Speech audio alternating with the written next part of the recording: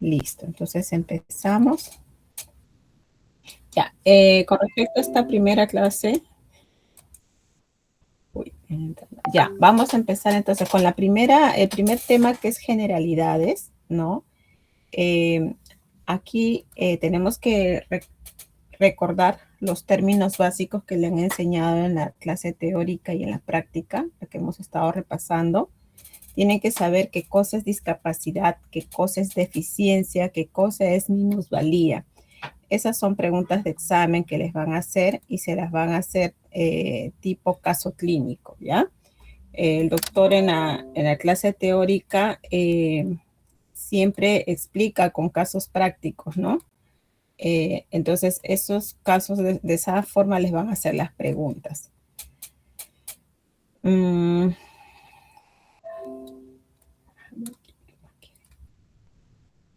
Vamos a... Listo. Entonces, ¿qué cosa es discapacidad? Discapacidad viene a ser aquella limitación que voy a tener a consecuencia de una enfermedad, ¿no? De una deficiencia. O sea, cuando voy a hablar de discapacidad, me estoy refiriendo a las actividades básicas de la vida diaria. ¿Cuáles son las actividades básicas de la vida diaria? ¿No?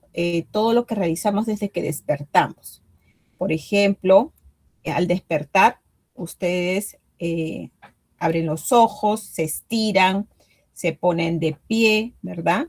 El hecho de ponerse de pie, que es algo automático en nosotros, ¿no? Los que podemos ponernos de pie, ¿no? Está hablando de que nosotros podemos acomodar nuestra estructura corporal en el espacio. Entonces, ese hecho de poder incorporarnos, de poder agacharnos, de poder levantarnos, se llama disposición corporal. El hecho de salir del cuarto, de poder caminar, ¿no? Se llama locomoción. Al salir del cuarto, ¿no? Ustedes tienen un comportamiento, saludan, ¿no? O de repente no saludan porque están enojados, ¿no? Entonces van a tener una conducta, ¿verdad? Cuando se sientan a la mesa para poder desayunar, tienen que movilizar las manos y poder llevar los alimentos a su boca. Entonces tienen que tener destreza, ¿no? A nivel de las manos para poder hacer funcionar esas manos y poder lograr su objetivo, que es la alimentación, ¿verdad? Entonces, esas actividades que estamos describiendo son actividades básicas de la vida diaria y van a estar englobadas, ¿no? En estas 7 discapacidades que les hemos hablado en la práctica, ¿no? En la clase de práctica. El hecho de que yo camine, cuando ustedes le van a hablar, dentro de qué discapacidad está contemplada el hecho de que Pedrito camina, ¿no? Entonces va a estar contemplado dentro de lo que es la locomoción. O sea, los únicos términos para poder referirnos a discapacidades son estas 7 que están incorporadas en esta lámina. Si a ti te dicen el paciente no escucha, va dentro de la comunicación. Si te dicen no ve, va dentro de la comunicación. Si te dicen no habla o no comprende las órdenes, va dentro de la comunicación. Es decir, la comunicación abarca lo que es el lenguaje verbal, el lenguaje no verbal, el auditivo, lo que es la parte visual. Lo que es el cuidado personal, si la persona se asea, si no se cambia la ropa, si está andando maloliente, ¿no? Si sabe combinar los colores de su ropa, si sabe elegir su ropa o no lo hace, ¿no? Si sabe cepillarse los dientes, si tolera el cepillo de los dientes o no lo hace. Entonces, esas actividades están contempladas en lo que es cuidado personal. Lo que corresponde a la locomoción, estamos hablando pues del desplazamiento, no del traslado. Lo hace en silla de ruedas, lo hace con muletas, lo hace con prótesis, lo logra hacer solo, sin ninguna ayuda biomecánica. ¿Cómo se desplaza? La disposición corporal viene a ser cómo nosotros acomodamos nuestro esquema corporal en el espacio, ¿no? Si hacemos una ranita, ¿nos podemos incorporar solos o nos quedamos doblados ahí abajo? Si al agacharnos a recoger un objeto, podemos volvernos a incorporar o nos quedamos doblados, ¿no? Eso es la disposición corporal. La destreza es el poder coger los objetos, poder llevarlos al lugar donde nosotros queremos. Por lo general, cuando hablamos de destreza, lo relacionamos más a la actividad de la mano. Ya, no nos vamos a referir tanto a los pies, aunque también hay destreza en los pies, ¿no es cierto? El hecho de poder patear una pelota, eso también implica destreza. Pero en estas clases o en la parte práctica, les van a hablar a ustedes la destreza más asociado a lo que es la parte motriz, la mano. ¿Cuándo hablamos de una discapacidad para la situación? Cuando se pone en riesgo la vida de la persona, es decir, por ejemplo, si es una persona invidente, para poder cruzar una pista, ¿no? Va a poner en riesgo la vida porque no puede cruzar con facilidad, ¿no? Requiere algún apoyo, ya sea del semáforo que tenga el sonido o de repente de alguna ayuda de otra persona, ¿verdad? Entonces, la persona que es dependiente de hemodiálisis, sin la hemodiálisis no va a poder sobrevivir. Si le quitas la diálisis, no va a sobrevivir. La persona que es dependiente de una prótesis para poder desplazarse, también si tú le quitas la prótesis no va a poder caminar, ¿no? Entonces, toda aquella situación que pone en riesgo la vida está contemplada dentro de la situación.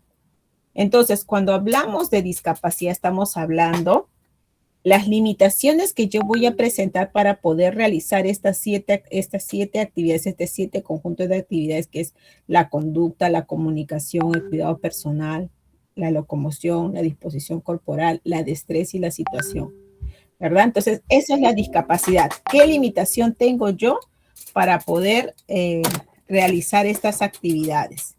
Ahora, acá estamos hablando de la limitación para poder desarrollar las actividades, pero ¿qué es lo que me lleva a tener esa limitación? ¿Por qué yo no tengo un control de mi conducta? Porque de repente me diagnosticaron de autismo. Entonces yo tengo un problema, ¿no? Un trastorno que me está generando una discapacidad. ¿Por qué yo no puedo caminar? Porque de repente me amputaron la pierna. Entonces, esa condición o esa patología o ese problema que yo tengo y me está llevando a la limitación de una actividad, ¿no? La causa es la deficiencia, ¿ya? Entonces, cuando vamos a hablar de discapacidad, ¿no? La discapacidad es la limitación, la restricción que yo voy a tener para poder realizar una actividad, pero a consecuencia o a causa de qué? De las deficiencias. O sea, la deficiencia viene a ser la pérdida, la anormalidad de una estructura o función, la enfermedad, ¿no? El trastorno o el problema que yo tengo y me va a generar una limitación para poder yo realizar alguna actividad. Entonces, acá tenemos que tener bien claro, si yo tengo un paciente amputado, ¿no? La amputación es lo que me va a generar una limitación. Entonces, la amputación es la deficiencia y la limitación que yo voy a tener es la discapacidad. Si yo estoy hablando de una amputación por encima de rodilla, estoy hablando que este paciente no va a poder desplazarse, no va a poder caminar. Entonces, la amputación es la deficiencia y mi discapacidad viene a ser la locomoción. Si yo tengo un paciente con una hipoacusia neurosensorial bilateral, ¿no? Quiere decir que mi paciente, su deficiencia es la hipoacusia neurosensorial bilateral. ¿Y cuál va a ser la discapacidad que va a presentar? Para la comunicación. ¿Ya? Entonces, hasta acá dos conceptos que tienen que estar claros. Tanto la discapacidad como las deficiencias pueden ser temporales o permanentes. Temporales cuando la patología, ¿no? O la causa que está generando la limitación se va a solucionar, va a recuperarse. Por ejemplo, una fractura, ¿no? La fractura va a generar una limitación para la locomoción, pero va a ser temporal, mientras que se va consolidando la fractura, el paciente va a tener la limitación. Pero una vez que ya el paciente consolide la fractura, ¿no? O la fractura se consolida en el paciente, probablemente ya la discapacidad temporal que tenía ya no la va a tener porque ya se solucionó, ya se consolidó la fractura, ¿no? Entonces, temporales son cuando va a tener solución.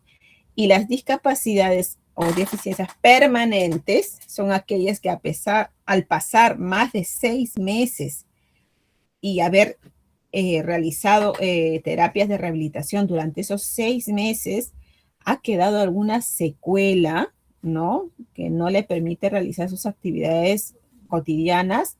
Allí estamos hablando ya de una discapacidad permanente. Hay patologías que desde que inicia el problema ya son catalogadas como discapacidad permanente porque no van a cambiar así hagamos lo que hagamos. Por ejemplo, las malformaciones congénitas, un niño con síndrome de Down, un niño que nazca pues con una amputación congénita, un paciente con mielomeningocele, ¿no? Ya tiene sus problemas desde un inicio y por más pues que le hagamos la rehabilitación, o le demos tratamiento, va a tener siempre alguna limitación. ¿Que podemos disminuir la gravedad? Sí, pero no va a desaparecer al 100%, ¿ya? Entonces, discapacidad es la limitación para realizar las actividades. La deficiencia es la causa, la pérdida, la anormalidad o la patología que me está generando la limitación, ¿bien? Acá, por ejemplo, chicos, vemos estos pacientes que son futbolistas, pero están con una amputación. ¿Cuál es la deficiencia? La amputación. La amputación. ¿Y cuál es la discapacidad? La locomoción. La locomoción, ¿ya? Eso no se olviden. Eso les van a poner como preguntas de examen, chicos. Les van a poner casos clínicos. Probablemente les pongan un caso clínico y les van a decir cuál es la deficiencia y cuál es la discapacidad. ¿Listo? Seguimos entonces. Este es lo mismo. Estas son las 7 discapacidades. No se olviden, ahí les ponen, hay oportunidades en las que les han hecho unas trampas y les han puesto, por ejemplo, paciente con una fractura, una pseudoartrosis en fémur derecho, ¿ya?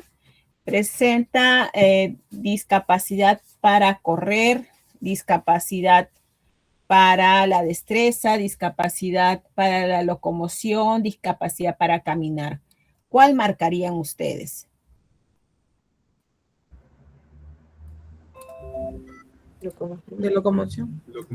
Locomoción. O sea, por más que ustedes sepan pues que va a tener limitación para caminar, para correr, no están contempladas como discapacidad. Estos son las únicas que están consideradas dentro de lo que es el certificado de discapacidad, que también les debe haber mostrado el doctor Casma. Entonces nosotros tenemos que calificar de acuerdo a estas 7 discapacidades. No existe discapacidad para caminar, para correr como tal, como definición. La definición de caminar, de correr, de saltar, de brincar está dentro de la discapacidad para la locomoción. Ahí les hacen esas trampitas, ¿ya? ¿Qué es la minusvalía? La minusvalía viene a ser la repercusión social de la discapacidad. Es decir, cómo se siente la persona con discapacidad en relación a la sociedad, cómo la sociedad está incorporando, está incluyendo a estas personas con discapacidad. Por ejemplo, el típico caso es de la persona, ¿no? Les hice en la práctica también, somos un grupo de personas que está en la práctica. Ya, yo soy diabética y les digo, ya chicos, nos vamos a dar un break. Ya, entonces los compañeros empiezan a sacar pues su gaseosa, su hamburguesa, su qué sé yo, su pizza, ¿no? Pura comida, pura grasa, pura chatarra. Y yo que soy diabética no puedo comer nada de eso, yo tengo que sacar mi tapercito con mi ensalada de verduras, ¿no? O algo que sea, que esté permitido que yo pueda ingerir, ¿no? Entonces, ¿cómo me siento yo al ver su deliciosa hamburguesa, su gaseosa? ¿No? Me siento pues un poco no incluida porque de repente nos desconocen ustedes que yo soy diabética, pero yo también quisiera comer rico como ustedes, ¿no? Pero no puedo, ¿no es cierto? Entonces, ¿qué sería acá? Que las personas pues estén concientizadas de que pues hay lugares donde vamos a poder ingerir los alimentos con total libertad, pero si vemos que hay una persona que no puede, pues no, a un costadito o que la persona no se sienta mal, ¿no? O en todo caso conversar si es que se siente cómoda o no de poder compartir juntos, ¿no? Entonces, la minusvalía tiene que ver más con la parte emocional, de cómo se siente la persona con discapacidad en relación a la inclusión social, ¿no? De este grupo. ¿Ya? Entonces, esos tres términos son muy importantes que ustedes lo sepan, ¿ya? Porque de ahí les van a venir preguntas de examen. Este es un certificado de discapacidad, un modelo de certificado de discapacidad, como les decía, ¿no? Acá les voy a mostrar. Acá lo tengo más grandecito. Ya, este certificado de discapacidad, ¿no? Nosotros cuando ingresamos a certificado de discapacidad solo vamos a ingresar el DNI del paciente y automáticamente carga todos los datos porque esto está ya relacionado pues con los datos de RENIEC. Inmediatamente carga todos los datos del paciente, ¿no? Entonces, en ese certificado de discapacidad, pregunta de examen. El certificado de discapacidad es un documento médico legal. Les voy a repetir otra vez. Certificado de discapacidad es un documento médico legal. Pregunta de examen. Siempre se las hacen. Ya, en el cual nosotros vamos a incluir solo los diagnósticos, ¿no? Que estamos seguros de que el paciente presenta. Y para nosotros estar seguros de que el paciente presenta estos diagnósticos, tenemos que avalarnos de los informes médicos del especialista tratante. Si en este caso yo estoy hablando de una cuadriplegia espástica, yo se supone que he pedido un informe de el neurocirujano, ¿no? Que ha tratado a este paciente y que ha constatado de que este paciente tiene un daño que le está generando una cuadriplegia, ¿no? Espástica como está aquí, ¿ya? Entonces,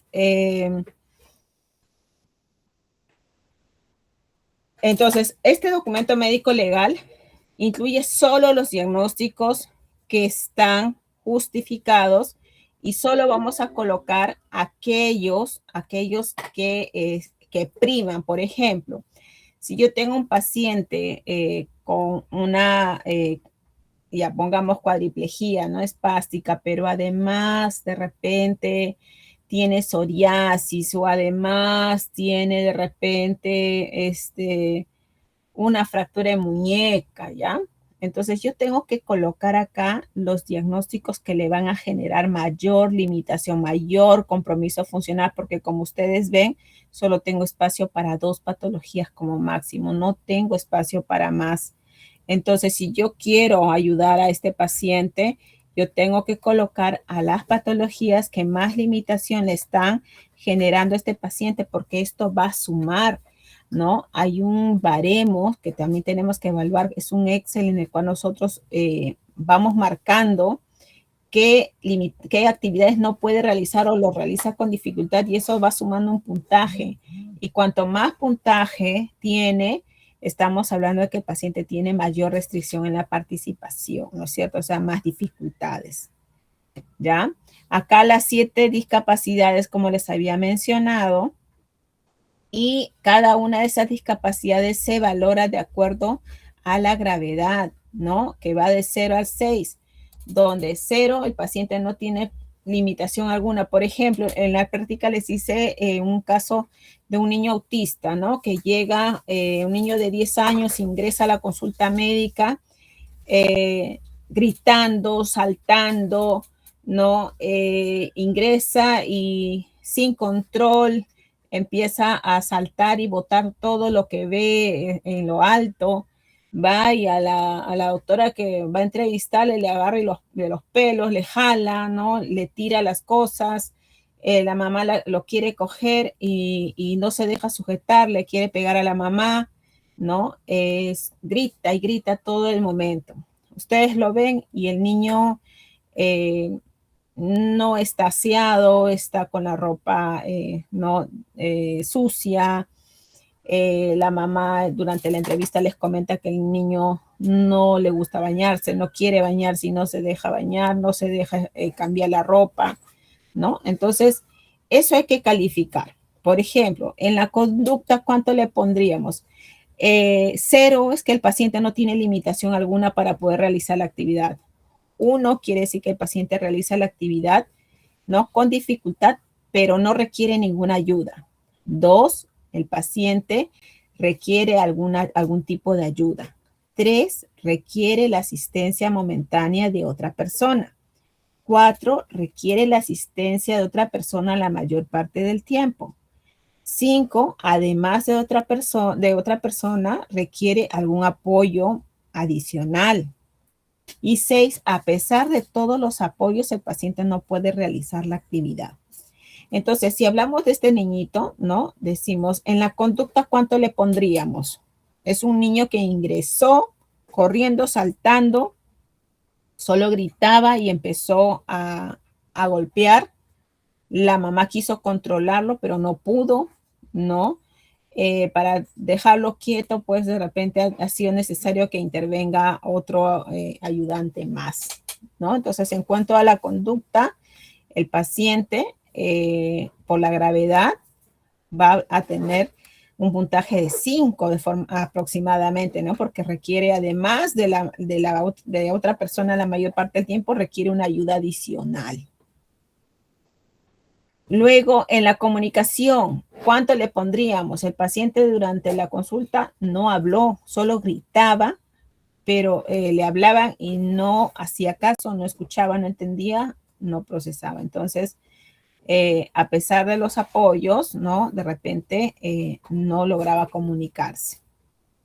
En cuanto al cuidado personal, como vimos, estaba desaseado, ropa sucia, la mamá dijo que no se dejaba bañar, no se dejaba cambiar, entonces probablemente también esté un 5, ¿no? Porque no se deja, por más que esté la mayor parte del tiempo la otra persona, no se ha dejado asear, ¿no?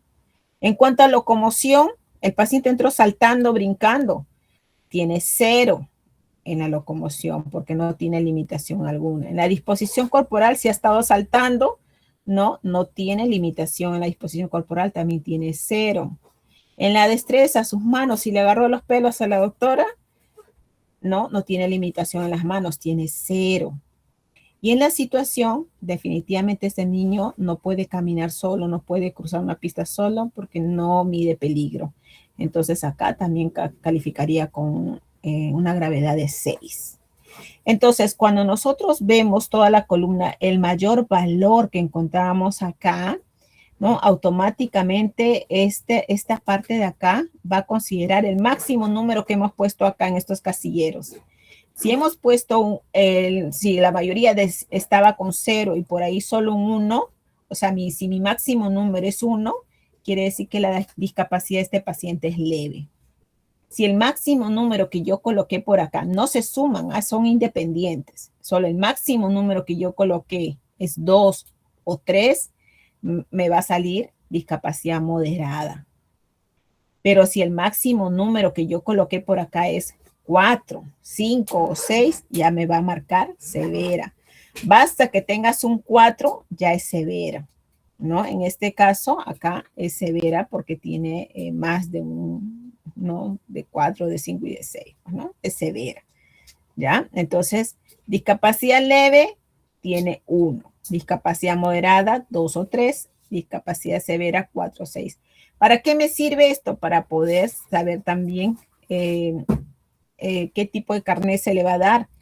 Los carnets azul de discapacidad solo le corresponde a la discapacidad leve y moderada, y los pacientes con discapacidad severa se les da el carnet amarillo, ¿no? Que les hace acreedores pues a beneficios a nivel de CONADIS, ¿no?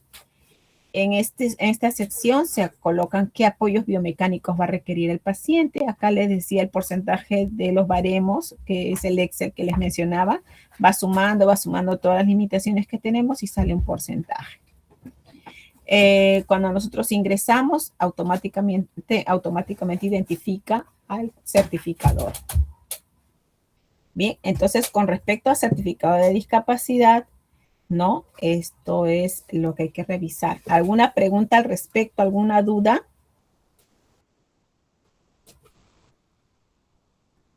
No, doctora. No, doctora. Claro. Ya vamos a pasar a la siguiente. Doctora, indicó que el carnet amarillo es para grave, ¿cierto? Severa, sí. Sí, discapacidad severa. El leve y moderado es carnet azul. Ya, acá por el mensaje del Meet,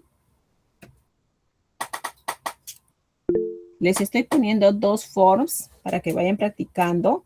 Yo tenía ya esos forms, que son preguntas que yo les he estado haciendo a los alumnos para que puedan practicar los contenidos de estas clases. Creo que hay un form que tiene incluso clases del segundo parcial.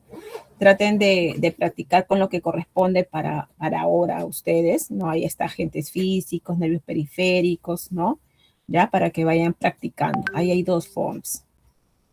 Ahora vamos a continuar porque después les voy a hacer otras preguntas. Una consulta. Ustedes este capítulo han hecho, en su sílabus dice generalidades, agentes físicos, está defectos posturales. Yo tenía entendido que estaba desarrollo psicomotor, pero me parece que les han hecho nervios periféricos, ¿no? Sí, doctora, lo han cambiado de clase. Ya, perfecto. Entonces, ya van practicando. Ahí está también eso y vamos a seguir. Entonces, ahorita 2 defectos posturales, ¿ya? ¿Qué tenemos que saber en defectos posturales? Los defectos posturales, pues vamos a tener defectos posturales de tipo axial, todos los problemas que van a ocurrir a nivel de la columna vertebral, y los periféricos, pues que van a ocurrir en las extremidades, ¿no? En los axiales tenemos la escoliosis, la cifosis, la lordosis, y en los periféricos, pues vamos a tener las desviaciones a nivel de cadera, rodilla, ¿no? Y el pie, ¿no es cierto? Entonces, en cadera vamos a tener, pues, las anteversiones femorales, a nivel de rodilla, ¿no? Vamos a tener genuvalgo, genuvaro, ¿no? Bueno, también tenemos la torsión tibial a nivel de pierna. A nivel de pie vamos a tener los pies planos, pie cabo, pie quino, pie talo, ¿verdad? Todo esto según las topografías. En la escoliosis, ¿qué tenemos que saber? ¿Qué es lo básico? Ya sabemos que son desviaciones laterales de la columna, ¿no? ¿Cómo voy a evaluar, no? En la práctica, con algunos grupos hemos tenido la oportunidad de poder evaluarnos nosotros mismos, ¿no? Entonces, vemos primero la simetría de los hombros. ¿Están alineados o no? Hay un hombro que está más arriba que el otro. Tengo que ver las escápulas, ¿no? Las espinas de las escápulas, ¿se acuerdan que hemos visto que en algunos pacientes están desnivelados y en otros no? Así como también están alados, ¿no? Están levantados. Tenemos que ver el ángulo del talle, que es la flexura que hay entre nuestra cintura y la cara medial del codo. Ese espacio en esta lámina, pues a mi mano derecha, vemos de que el espacio es más reducido que hacia el lado izquierdo, ¿no? ¿Ya? ¿Qué más vemos? La simetría de las pelvis también tienen que estar simétricas, pero si están desniveladas nos hace pensar porque sí hay una curvatura escoliótica a nivel de columna vertebral. Normalmente la escoliosis no duele, en los niños no va a generar dolor. ¿Cuándo va a doler? Ya cuando estemos en la etapa de repente adulta, ¿no?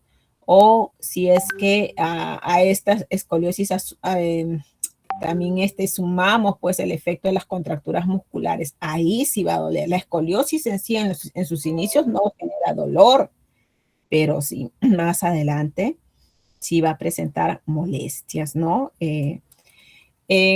¿Por qué consulta un adulto, ¿no? El problema de la escoliosis? Porque ya le genera de repente problemas respiratorios, ¿no?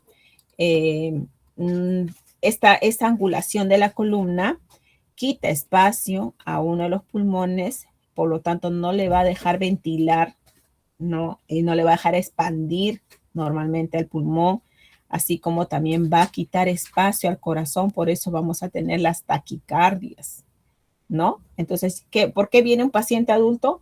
Doctora, me duele la espalda y siento que me da palpitaciones y a veces me da, ¿no? Un dolor en la región dorsal como si me hubiera mordido un león, me quema, me arde, ¿no? Por eso va a venir una paciente. Y cuando usted les pregunta, ¿y usted siente que se cansa rápido, que respira más rápido? Sí, no puedo hacer respiraciones profundas porque siento que no puedo, que me acabe el aire, ¿no? Esas complicaciones ya van a tener cuando el paciente ya esté en la etapa adulta y si la escoliosis es moderada a severa, ¿no? Entonces, estos son los síntomas, como le decía, la pérdida del esquema corporal, el dolor a nivel dorsal, ¿no? Las limitaciones respiratorias o también las palpitaciones. Entonces, ¿cómo vamos a evaluar una escoliosis? Primero el examen físico y cómo vamos a corroborar por medio de una radiografía, ¿no? Dorsolumbar con medición del ángulo de Cobb, ¿no? Entonces, ¿cómo se mide el ángulo de Cobb? El borde superior de la vértebra donde empieza la curvatura hacia el borde inferior donde termina la curvatura, se trazan las perpendiculares y se toman las medidas, ¿no? Del ángulo de Cobb. Normalmente, pues, nosotros tenemos una desviación lateral de la columna de máximo 10 grados. A partir de 11 grados ya estamos hablando de escoliosis. Bueno, según mi lámina es hasta 20 grados es la escoliosis, pero hay referencias que les van a poner que hasta los 25 grados, ¿no? Es una escoliosis leve, de 25 a 45 una moderada y mayor a 45 ya es severa. Ya, entonces, cuando acá hablamos de una escoliosis leve, ¿cuál va a ser el tratamiento? Tratamiento en una escoliosis leve, ¿no? Que la mayoría tiene, pues, ¿no? Las desviaciones posturales, ¿no? A la hora de hacer la maniobra de Adams, ¿no? Que es agacharse y ver la jiba que se produce a nivel dorsal, ¿no? Muchos de estos pacientes desaparece esta jiba dorsal. Entonces, eso es una escoliosis postural nada más, ¿no? Es manejable. Entonces, en esas escoliosis leves, ¿qué indicamos? Terapia física y reeducación postural. Es decir, básico, fortalecimiento de los músculos. ¿Por qué fortalecimiento muscular? Porque en nuestro organismo, el encargado de llevar a los huesos a su lugar, a su posición, es el músculo, ¿no? Entonces, si nosotros no hacemos ejercicio, ese músculo está debilitado, hipotrófico, no va a tener la fuerza para poder alinear los hombros a su lugar, no va a poder alinear las espinas de las escápulas. Entonces las escápulas están todas fofas, nosotros estamos con el vientre protruido, todo fofo, porque los músculos no están capacitados, no están preparados para poder, ¿no? mantener cada zona en su lugar. Entonces, cuando nosotros tenemos una escoliosis, lo primero que tenemos que enseñar al paciente es a trabajar las cadenas musculares. Si está contracturado, tengo que enseñarle ejercicios de estiramiento, los músculos extensores de columna, de los multífidos, ¿no? Si es que veo debilidad en alguno de los músculos, tengo que fortalecerlos, ¿ya? Muchos de los problemas hoy en día es, sobre todo en los niños, en los jóvenes como ustedes, ¿no? Es el problema postural, ¿no? Entonces, ¿qué va a generar estas malas posturas? Contracturas musculares. Esas contracturas musculares lo que van a hacer es dificultad en la parte respiratoria, ¿no? No va a poder expandir la caja torácica, ¿no? En su amplitud total. Entonces, a estos pacientes hay que enseñarles a respirar. ¿Qué vamos a hacer también? La reeducación postural, ¿no? Las medidas ergonómicas.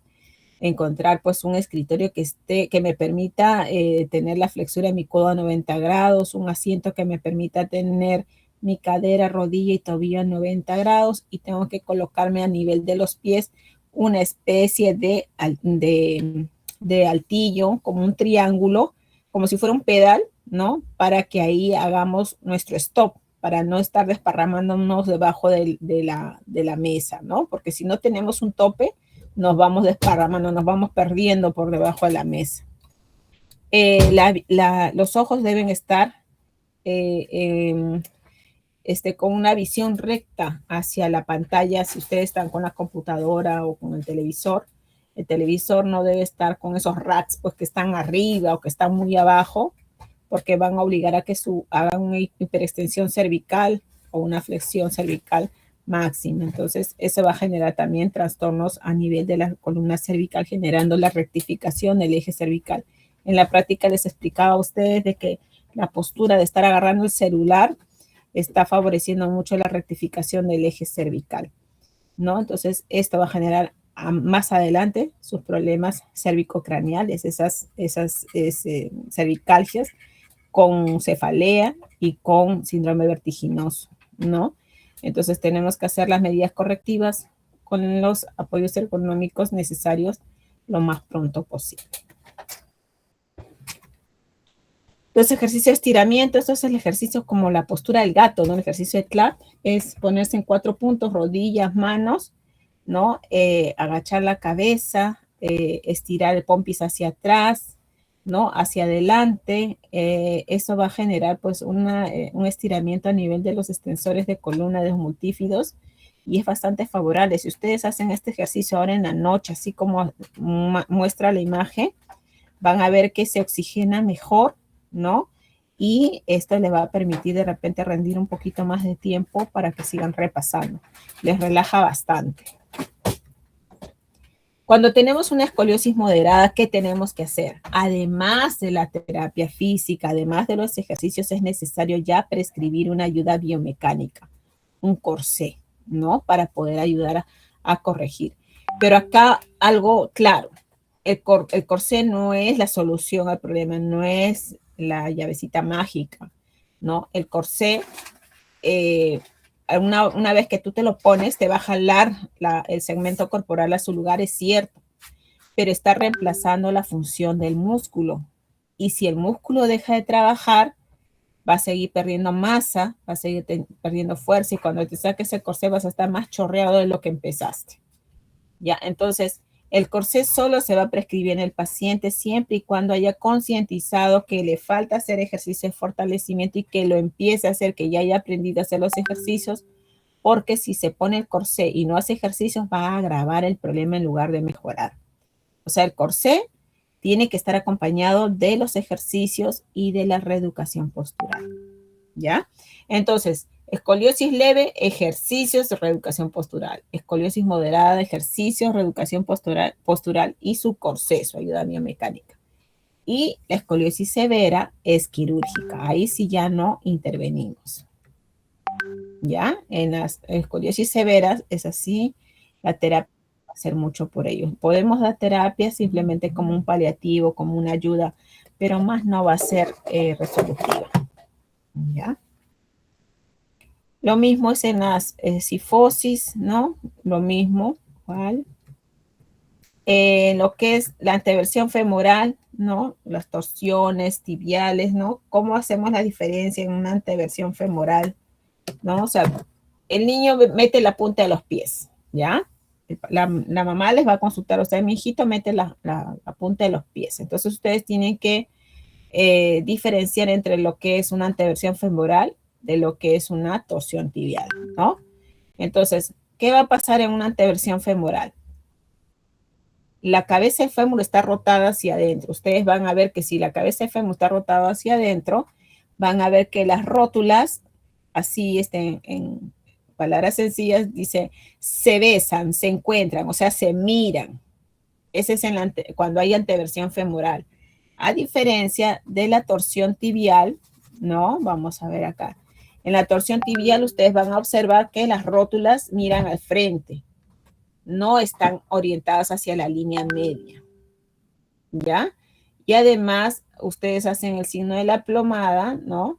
En esta torsión tibial y la plomada, ustedes lo colocan en la espina tibial y debería caer en el espacio entre el segundo y tercer dedo, pero en tu paciente va a caer entre el cuarto y quinto, ¿no? Y eso te va a generar, te va a dar la idea el diagnóstico de que esto es una torsión tibial interna, ¿ya? Entonces la diferencia entre una anteversión femoral, ¿no? Es que la anteversión femoral, la rotación viene desde arriba y las rótulas están giradas hacia adentro. En la torsión tibial, las rótulas no están giradas hacia la línea media, están mirando hacia el frente y el signo de la plomada también es positivo. En ambos casos, ¿qué tenemos que hacer si es que vemos que las partes de las estructuras óseas están rotadas? ¿Por qué están rotadas? Porque los músculos están debilitados. Entonces, ¿qué tengo que hacer en estos casos? Es fortalecer los músculos para que sean capaces de alinear estas estructuras a su lugar. ¿Se puede ayudar con alguna ayuda biomecánica? Sí, en los niñitos cuando hay una anteversión femoral, no les indican los twister. Cuando son pequeñitos, hasta máximo 3 años, los twister elásticos, y a partir de los 3 años en adelante, los twister metálicos. Pero ¿qué hace el twister? Simplemente le recuerda que la punta del pie debe salir hacia afuera. ¿Y de quién es el trabajo de sacar la punta del pie hacia afuera? De los músculos. Entonces, el twister es simplemente como tu corrector de postura, tu corsé, que simplemente te está recordando que tus hombros deben estar así. En este caso, le está recordando que la punta del pie debe estar hacia afuera. El twister no le está solucionando el problema. El twister se coloca mientras que el de niño está haciendo los ejercicios, toda la terapia física para fortalecer los músculos, ¿ya?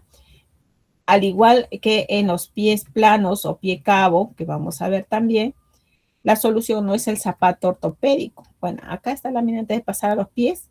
Vemos que vamos a tener el genu varo fisiológico cuando el niño está pequeñito, hasta los 18 meses. ¿Por qué? Porque utilizan los pañalitos, ¿no? Van a tener las piernas arqueaditas todavía. Y otra que todavía el niño no camina, si es que no ha fortalecido los músculos de la marcha, por lo tanto, van a estar un poco desalineadas todavía las estructuras óseas, ¿no? Cuando ya el niño empieza a caminar, hasta los 3 años empieza el entre 3 a 6 años el genu valgo fisiológico.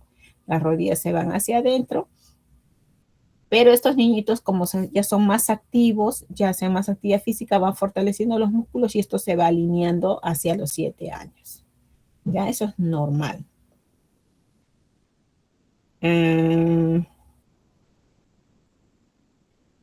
Ya, acá, los pies.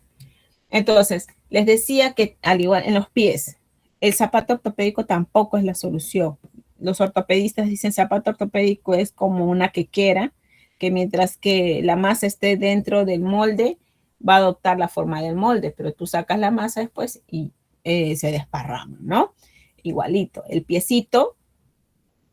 ¿Qué pasa en el piecito? También hay la persona que es laxa, va a tener laxitud también en el arco plantar. Entonces, todo ese cuadrado plantar está debilitado. ¿Qué tengo que hacer para mejorar un poquito el ángulo longitudinal interno? Fortalecer los músculos del pie. Por eso a los chiquitines se recomienda de que no se le coloque calzado hasta que el niño camine. No le debemos colocar los calzados pues a los 10 meses, 11 meses que recién están empezando a hacer la bipedestación, porque todavía no se ha formado su arco. Hay que dejar que el niño tenga la máxima flexibilidad en los piecitos, si es posible, colocarle solo las zapamedias nada más, para que el niño pueda seguir explorando, ¿no? Y formando su arquito, fortaleciendo los músculos de la planta del pie. Ya si es que quedamos pues con el pie plano, hay que utilizar las plantillas ortopédicas. Hoy en día existen las plantillas ortopédicas con medición baropodométrica, que es que el paciente camina en una alfombra computarizada, la cual detecta sus puntos de apoyo y ese resultado va a salir impreso en una plantilla personalizada, ¿no? Esos son los avances que hay en cuanto al tratamiento de pie plano. Y definitivamente es costoso esa plantilla, sí es costoso, pero es más personalizado a que te estén haciendo una plantilla que es simplemente con medidas pues rústicas como un podoscopio. es preferible utilizar estas plantillas con medición baropodométrica, ¿no? Porque es más exacto, más ajustado a la realidad. Bien, ese es el ángulo de costa Battani. Bueno, cuando está, ¿no?, incrementado, estamos hablando de un pie cabo. Cuando está disminuido, estamos hablando de un pie plano, ¿no? Eso es con respecto a los posturales. Vamos a ver. En posturales es más sencillo, ¿no? Este de agente físico, sí. Me interesa que lo repasen. A ver, vamos a ver.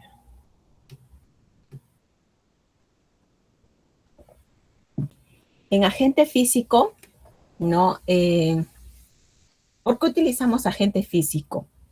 Agente físico es como una alternativa al tratamiento del dolor de los pacientes, aquellos que de repente ya han consumido demasiado fármacos, ¿no?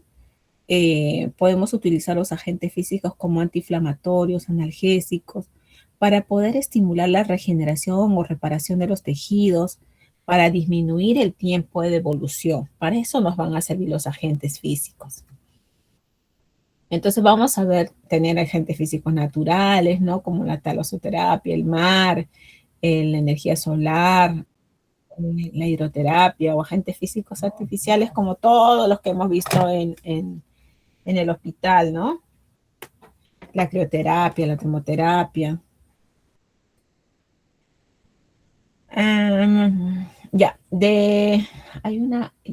Esta lámina es la que quiero que revisen y revisen y revisen, porque de acá vienen preguntas de examen. Esta las debe haber puesto la doctora Toros en su exposición. Siempre pregunta de aquí. ¿Ya? Entonces, los agentes físicos, vamos a tener dos grandes grupos, ¿no? La termoterapia, que va a utilizar el calor, y la crioterapia, que va a utilizar al frío. Dentro de la crioterapia solo tenemos las compresas frías como agente físico para lo que es frío. Dentro de la termoterapia sí vamos a tener dos grandes grupos, ¿ya? Por su profundidad de acción vamos a tener termoterapia superficial, aquellos que van a penetrar máximo hasta 1 centímetro. Y la termoterapia profunda, que van a penetrar entre 3 a 5 centímetros. Entonces, dentro de la terapia superficial, ¿quiénes están? Acá tenemos a la compresa húmeda caliente, la parafina, el infrarrojo, y también se incluye aquí a la hidroterapia. Pero la hidroterapia, como les decía en la práctica a los chicos, solito viene a ser un agente físico completo, ¿ya? No va a ser considerado solo como una terapia superficial. Eso les voy a explicar en un momento. Entonces, ¿cuándo sé en qué momento voy a utilizar la parafina, la compresa húmeda caliente, el infrarrojo en un paciente? Por ejemplo, si yo quiero pasar calor superficial en una parálisis facial, ¿no? Yo tengo que elegir entre estos tres agentes físicos: infrarrojo, compresas húmedas calientes o parafina. Ya ustedes han leído y han visto cómo es la parafina, es la cera caliente, ¿no? Así como cuando ustedes han metido el dedo a la cera, a la vela que está ahí, a esa cera derretida, así de caliente es la parafina, está a 54.5 grados centígrados. Entonces, eso no le vamos a colocar a un rostro, porque le vamos a quemar. La compresa húmeda caliente también sale de un compresero que también está a 54.5 grados centígrados, también sale bastante caliente, ¿no? ¿Se podría utilizar una parálisis facial? Sí, pero con mucho cuidado, ¿no? Hay que estar calculando la temperatura, no tenemos que envolverlo con una toalla húmeda y estar viendo cuánto de calor le estamos pasando al paciente. No es de primera opción. Casos de estar en el Perú profundo, podemos utilizar la compresa húmeda caliente. Pero lo ideal sería utilizar la lámpara de infrarrojo. ¿Qué cosa es el infrarrojo? Es como la lámpara que tienes en casa, solo que con una luz roja. Y esa luz se puede, se debe debe tener una distancia entre 20 centímetros hacia la piel, ¿no? Pero si tú sientes que te está quemando, lo puedes alejar con facilidad, ¿no? Sin necesidad de exponerlo a una quemadura. Entonces, para un rostro yo elegiría la lámpara infrarrojo. Si yo quiero pasar calor superficial a las manos en una artrosis de mano, pregunta de examen, mi agente físico de terapia superficial, ¿no? Que va a ser más usado en artrosis de mano es la parafina. ¿Por qué la parafina? Porque me va a cubrir todas las articulaciones de la mano en una sola aplicación, ¿no? Meto la mano a la parafina, o sea, por inmersión, y saco al toque y me va a crear una película, ¿no? Como un guante, lo tapo con una toalla y luego con una bolsa de plástico, ¿no? Para que conserve el calorcito, ¿ya? ¿Cuántos minutos? 15 minutos por lo menos para que eso le produzca pues el efecto relajante a nivel muscular y alivie un poco las molestias, el dolor. Entonces, para artrosis de mano, la agente superficial no más indicado es la parafina. Si yo tengo que pasar calor superficial a una superficie amplia, como es la zona lumbar, allí voy a utilizar la compresa húmeda caliente, de preferencia. ¿Ya? Listo. Entonces, ahorita vamos a volver a esta lámina para explicarlo calor profundo. ¿Cómo transfieren el calor estos agentes físicos? ¿No?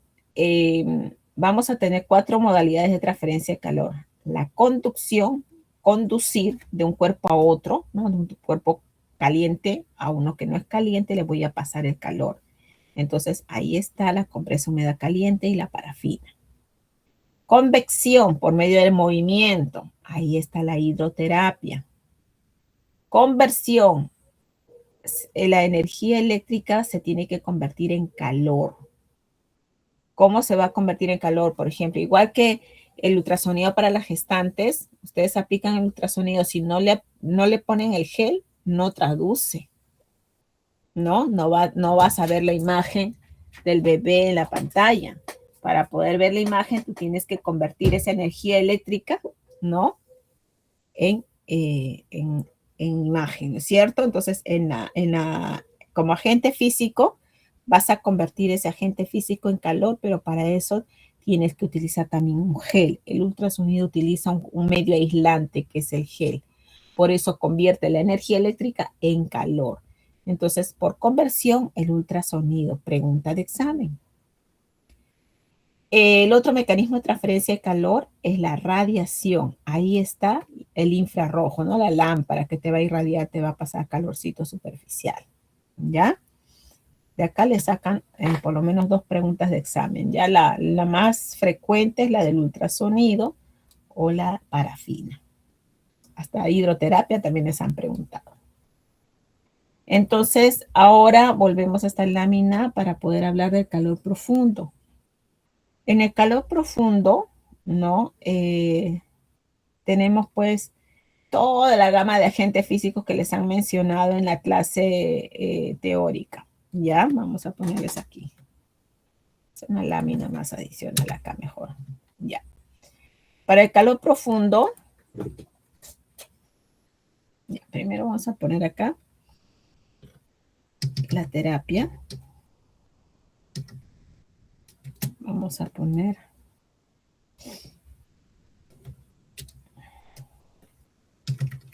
termoterapia. ¿No? Vamos a tener la superficial en este lado, superficial. Y aquí habíamos dicho que vamos a tener superficial, y te poniendo ya superficial. Acá tenemos a la compresa húmeda caliente, al infrarrojo,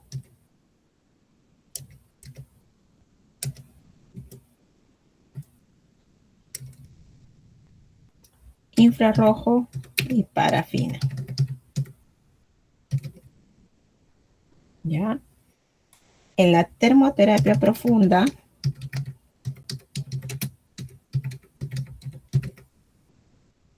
Acá tenemos la corriente analgésica o TENS. Tenemos el ultrasonido. Tenemos el magneto. Tenemos el láser. Tenemos la onda corta, microondas, ondas de choque y cuanto más agentes físicos les hayan mencionado. Entonces, la corriente analgésica, esta corriente analgésica, recuérdense, o TENS, también conocida como TENS, ¿no? El agente más conocido, ¿no? Esta va a servir para lo que es dolor. Pero del 1 al 10, si le duele del 1 al 10 hasta, pongamos, pues dolores suaves, ¿no?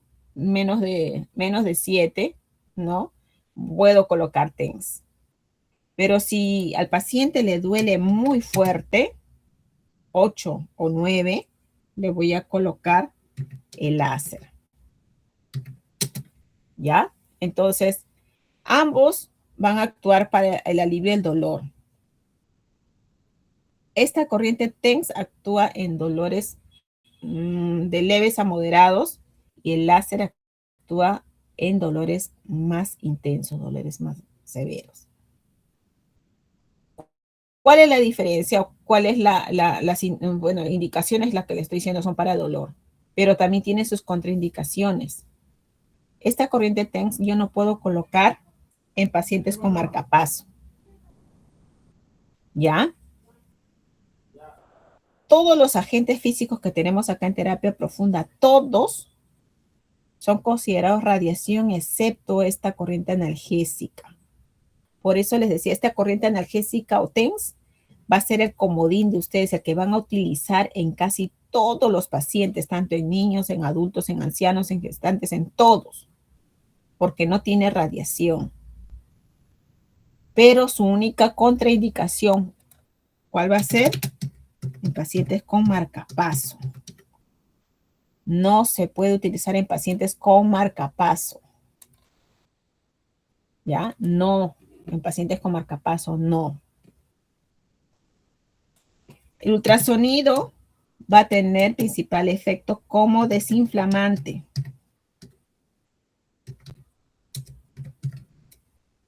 Desinflante, no, desinflamante. ¿Me están escuchando, chicos? Sí, doctora. Sí, doctora. Ya, listo. Entonces, me avisan, ¿no? Ese que se corte, yo que hablo y no se vaya a cortar. Ya, entonces el ultrasonido es como un desinflamante. Acá ustedes van a asociar como si fuera el paracetamol y el ibuprofeno. El paracetamol calma más dolor que desinflamar, ¿verdad? El ibuprofeno es más desinflamante que calmante de dolor.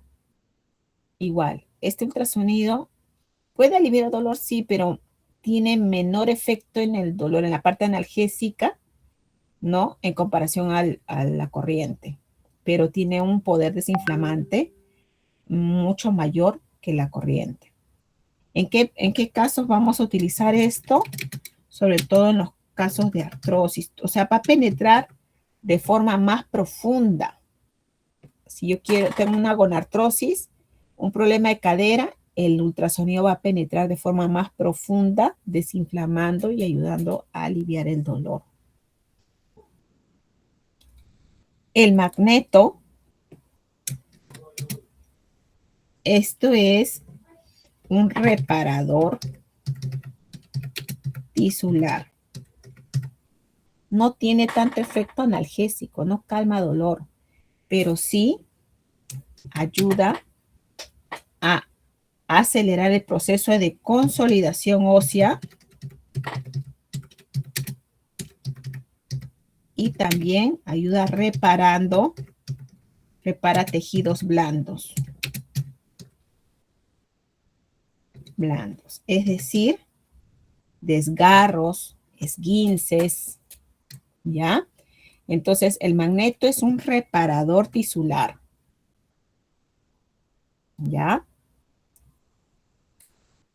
La onda corta es como el ultrasonido, pero no se usa, ya no se usa, no porque sea malo el agente físico, sino porque no es práctico su uso. La onda corta son como dos platillos que en el centro del platillo tiene un foquito rojo como el del puntero, y para poder pasar calor a mi paciente, esa luz tiene que incidir exactamente en el centro de del otro foquito.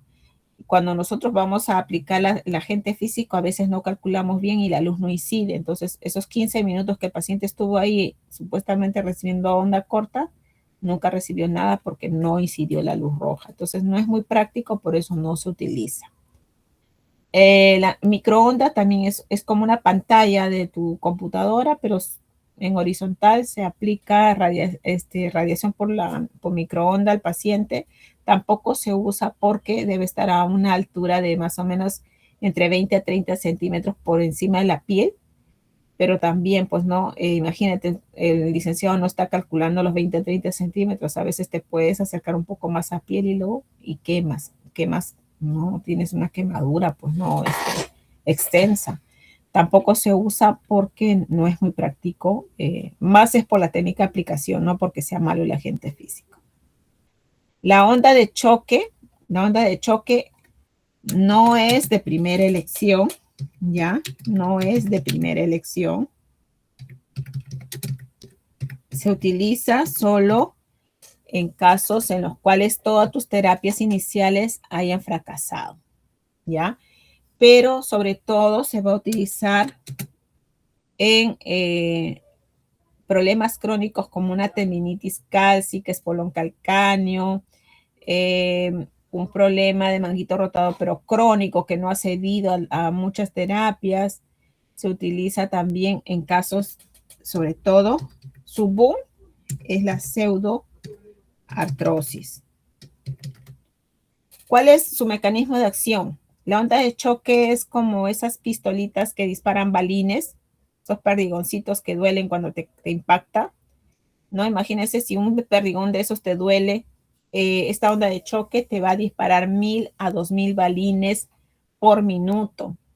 Entonces, ¿qué es lo que busca? Golpearte tanto que te va a producir inflamación en la zona para que venga sangre nueva, ¿no? Sangre con células nuevas a reparar la zona dañada. Por ejemplo, si no está pegando la fractura, busca que vengan nuevas células de esta zona para que puedan reparar, ayudar a pegar esa fractura. Entonces, si yo estoy buscando generar inflamación, no debo tomar ningún AINE porque el AINE me bloquea el proceso inflamatorio. Si es que yo tomo un AINE porque me dolió la aplicación de esta onda de choque, boto al tacho pues mis 300, mis 250 soles que me cuesta cada sesión de onda de choque. Ya, entonces, por más que te duela, no puedes utilizar AINES cuando te aplicas onda de choque. Entonces, onda de choque no es un agente físico que se utiliza de primera elección. Se va a utilizar cuando ya ha habido fracaso en el tratamiento rehabilitador en patologías crónicas, y sí se va a utilizar como primera elección en casos de pseudoartrosis, ¿no? Claro está que la pseudoartrosis primero, pues antes de llegar a pseudoartrosis se supone que ha tenido que recibir magneto. Si mi paciente no había recibido magneto y yo veo que tiene una pseudoartrosis, no, ya pasó de retardo de conciliación ósea, ya tiene el diagnóstico de pseudoartrosis, lo primero que tengo que hacer es, ¿no? Aplicar el magneto para ver si con eso tengo respuesta. Si no tengo respuesta, sí le aplico onda de choque. Bien, entonces, si yo tengo un paciente, vamos a ver, vamos a reducir esto. Y ahora,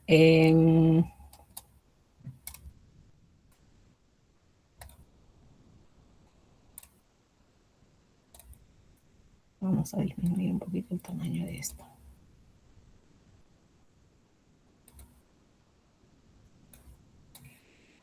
Ya. Les voy a explicar lo que es la hidroterapia también para que entendamos esa lámina nuevamente. Vamos a retornar. Entonces, la hidroterapia, yo les decía a ustedes que solito forma un esquema de tratamiento completo. ¿Por qué?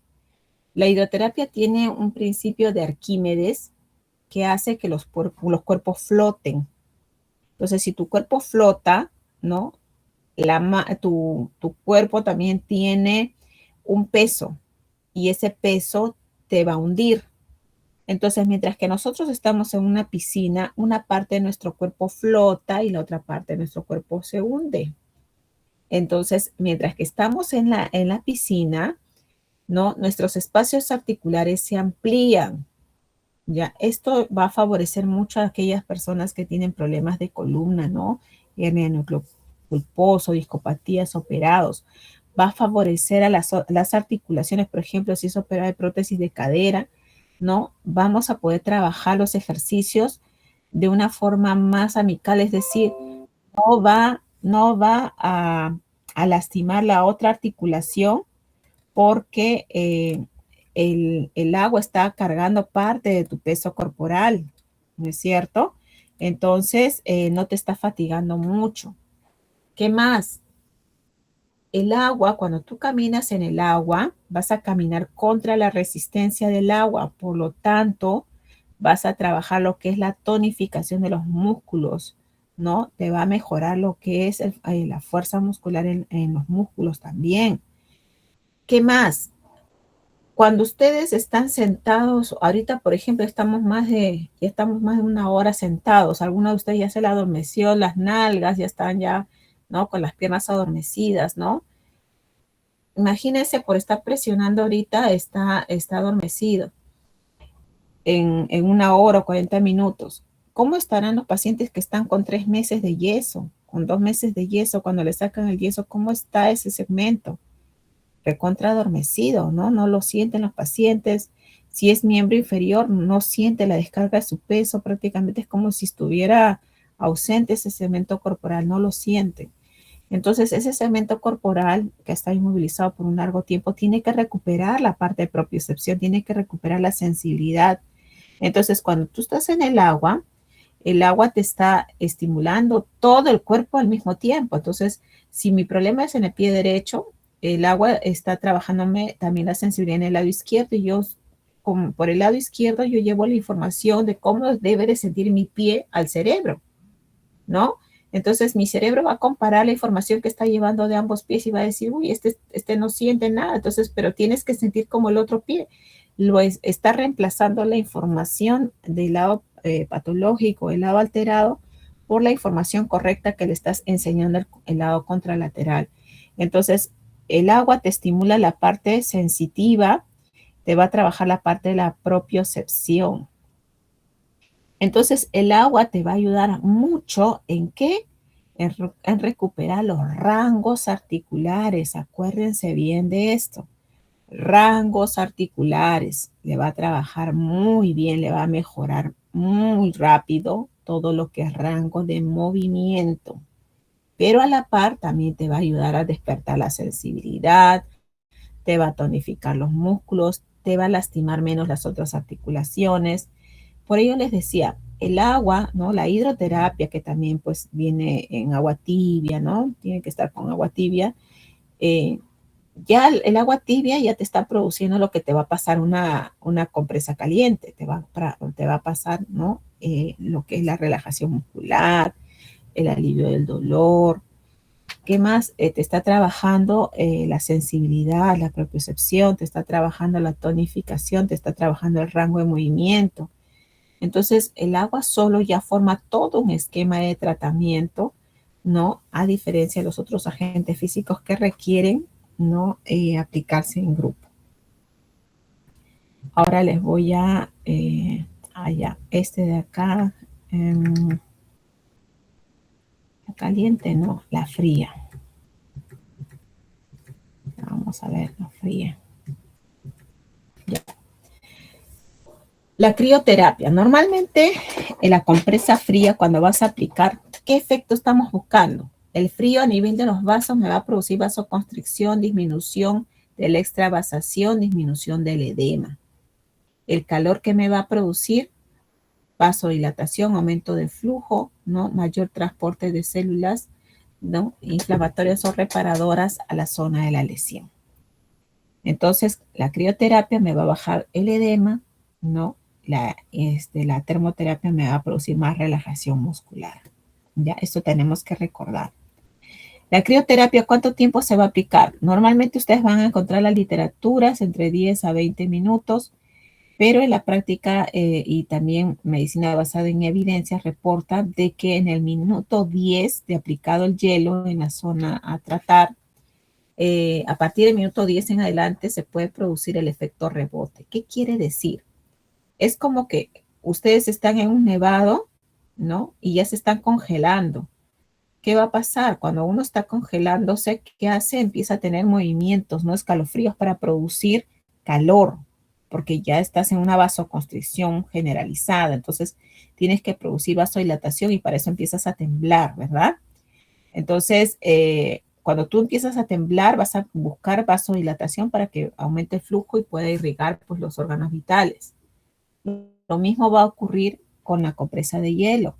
Si tú lo colocas más de 10 minutos, en lugar de desinflamar, de bajar el edema, que es tu objetivo al aplicar la compresa fría, vas a producir el efecto rebote, el efecto de congelamiento. Entonces, tu organismo va a empezar a temblar, va a empezar a producir vasodilatación y tú no estás buscando vasodilatación porque va a aumentar el flujo, va a aumentar el edema.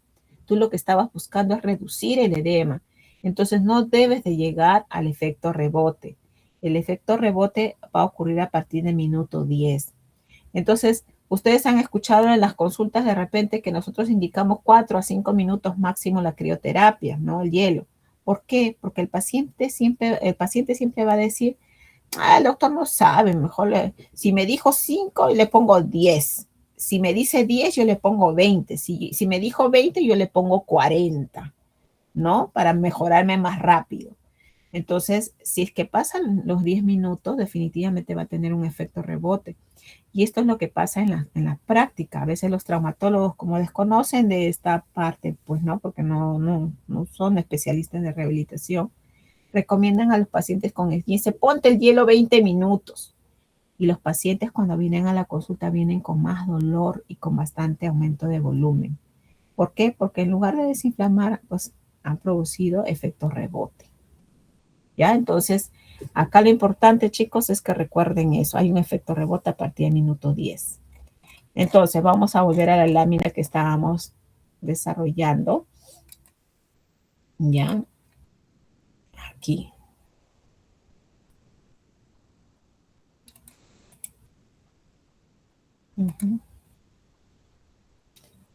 Insertar otro texto. Listo. Entonces, yo voy a tener que hacer un esquema de tratamiento en todos mis pacientes. Primero voy a elegir una termoterapia superficial, de acuerdo al caso. Entonces acá yo tengo que elegir o calor o frío. Tengo que elegir una termoterapia profunda. Para termoterapia profunda yo voy a elegir agentes físicos de aquí. Tengo que elegir algún tipo de masaje. Tengo que indicar movilizaciones.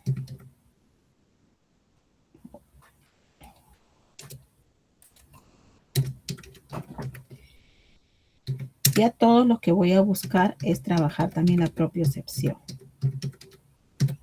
¿Ya? Entonces yo les voy a decir un caso y ustedes me van a decir qué vamos a poner. Tengo un paciente de 23 años de edad con una fractura radiodistal derecha. Acude a consulta 3 días post retiro de yeso. Ya estuvo inmovilizado 15 días y acude con no, 15 días no, vamos a ponerle ya 20 días le vamos a poner. Y viene 3 días post retiro de yeso. Al examen ustedes van a encontrar una muñeca muy hinchada, caliente, con un dolor de 7/10, ¿ya? Y no completa los rangos de movimiento. ¿Ya? Paciente de 21 años, no tiene comorbilidades, ¿ya? Entonces, en ese paciente que está con una muñeca hinchada, caliente y con mucho dolor, tenemos que elegir primero una terapia superficial. ¿Qué vamos a elegir? ¿Calor o frío? ¿Qué dicen ustedes? Frío. Muy bien. Frío porque está la muñeca hinchada, ¿verdad? Muy bien. En la terapia profunda, tengo que elegir dentro de toda esta gama de agentes físicos. ¿Qué le pondríamos? Su dolor está en 7/10. Está hinchado y tiene fractura. El tiempo de consolidación de una fractura radiodistal va entre 6 a 8 semanas. ¿Ya? Entonces, a ver, ¿qué agentes físicos escogerían para lo que es este paciente?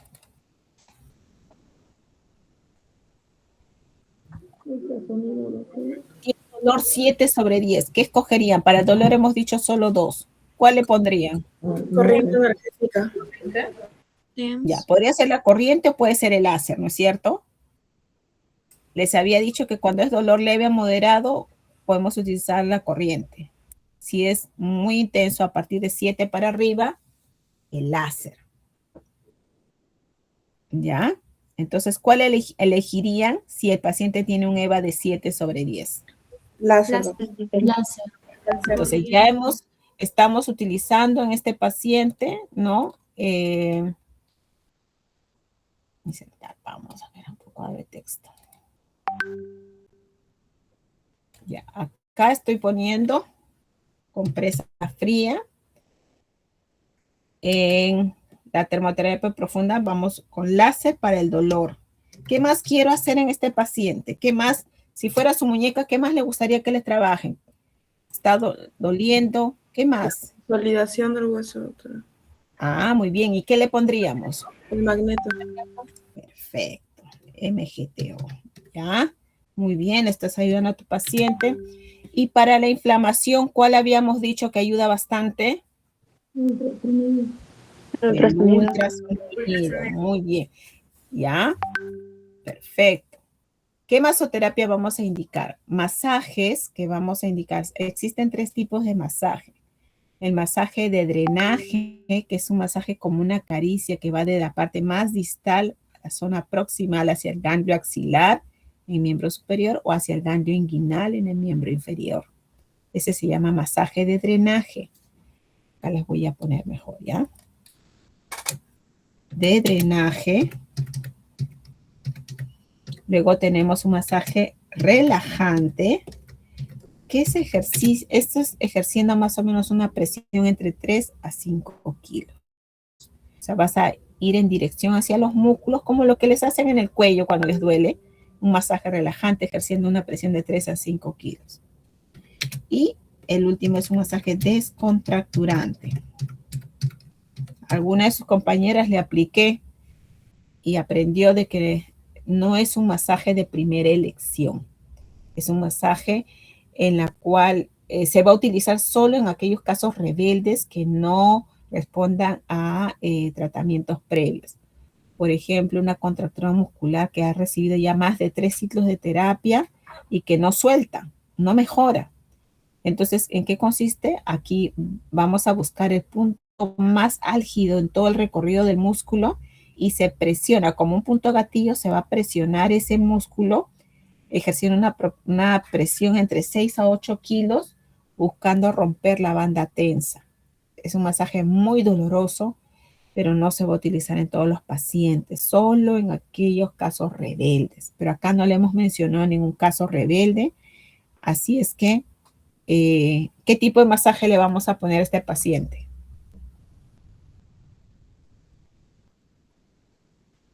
¿Cuál? ¿Cuál elegirían? Si está con la muñeca hinchada. Drenaje. De drenaje, muy bien. Cuando ya no está hinchada, puedes elegir la relajante. Descontracturante solo en casos especiales, no se indica siempre. ¿qué movilizaciones vamos a tener? Movilizaciones activas, activas, que son las que realiza el paciente, activas asistidas, que son las que realiza el paciente, pero con la asistencia del licenciado. Y finalmente tenemos las pasivas, que es la que el licenciado va a realizar en todo el rango de movimiento. Es decir, por ejemplo, un paciente postrado no va a poder flexionar la rodilla, el tobillo, entonces el licenciado le va a tener que mover la articulación para poder evitar que se esté anquilosando, pues, ¿no? Entonces, las pasivas son cuando el paciente no puede realizar el movimiento. En este caso es un paciente joven, un paciente que sí puede realizar. Entonces, ¿qué tipo de movilizaciones le vamos a indicar? Activas, doctora. Activas. Y la propiocepción. ¿Ya?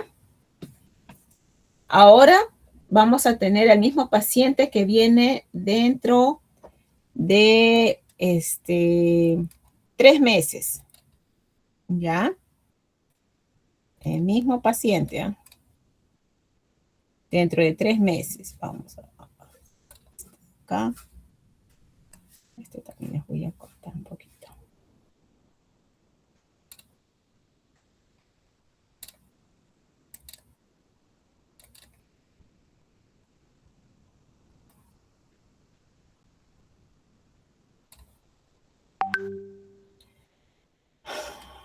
Vamos a hacer otro cuadro. Ya, vamos a hacer el mismo paciente, pero viene dentro de 3 meses. Ya no hay aumento de volumen, no hay aumento de temperatura, ¿ya? El dolor está en un 5/10. No completa rangos de movimiento, ¿ya? Es, si ya pasaron 3 meses, ¿qué le voy a colocar? Ya no está hinchado, no está caliente. ¿Qué le pongo? ¿Compresa fría, compresa caliente? Caliente. Caliente. Caliente. Caliente porque ya no hay aumento de volumen, ¿verdad?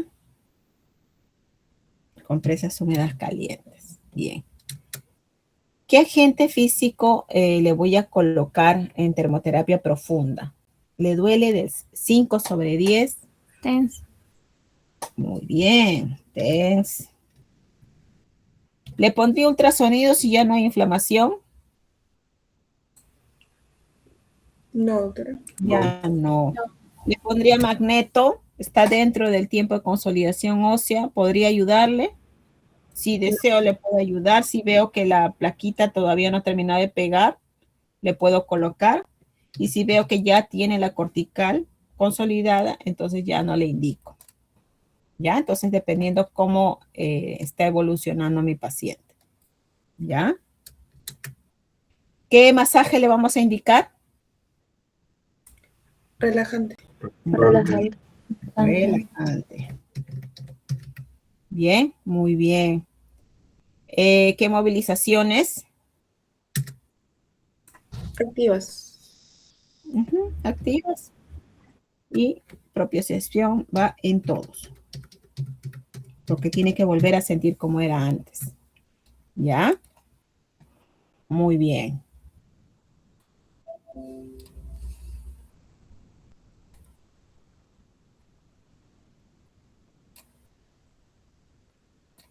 ¿Me fui o todavía estoy acá, chicos? Está, sí, Entonces, alguno de sus compañeros se ha salido ya. Ahora, volvemos al primer caso. Pongamos que este paciente tiene 21 años. Vamos a regresar, vamos a hacer otro caso, ¿ya? Este paciente tiene 21 años de edad. Viene 7 días por retiro de yeso con EVA de 7/10. Aumento de volumen, aumento de temperatura y no completa rango de movimiento, ¿ya? Pero tiene leucemia. En este primer esquema, ¿qué le pondríamos? ¿Calor o frío? Frío. Frío, esto se queda. En la termoterapia profunda, ¿qué le vamos a indicar? Láser. Leucemia. Paren la oreja. Leucemia. Nada que tenga radiación. Electroterapia. La TENS. Exacto. TENS. Ya, acá vamos a ponerle TENS.